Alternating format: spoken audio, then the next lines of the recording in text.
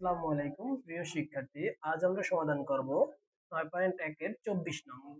যদি cot a equal b divided a হয় তবে a sin minus b cos divided a sin plus b cos equal what?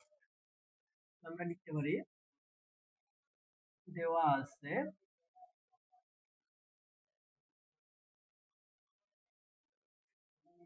cot a equal b divided a।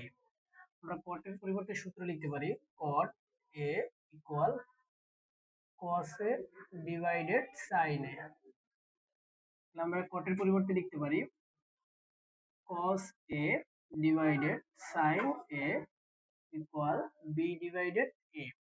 এখানে আমরা উল্টো দিতে পারি, যেহেতু আমাদের এর সাথে sin আগে দরকার, তাহলে আমরা লিখতে পারি sin a divided cos a equal b divided a বা a ডিভাইডেড b। এখন আমরা উভয় পাশে a ডিভাইডেড b দ্বারা গুণ করব। তাহলে a দিয়ে sin এর গুণ করলে a sin a, b দিয়ে cos এর গুণ করলে b cos a দিয়ে এর গুণ করলে a স্কয়ার, b দিয়ে b এর গুণ করলে b স্কয়ার। এখানে আমরা কি করছি, a ডিভাইডেড b দ্বারা গুণ।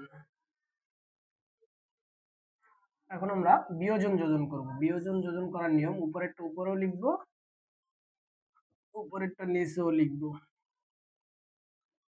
বিয়োজন যোজন, নিচেরটা উপরেও লিখব, নিচেও লিখব।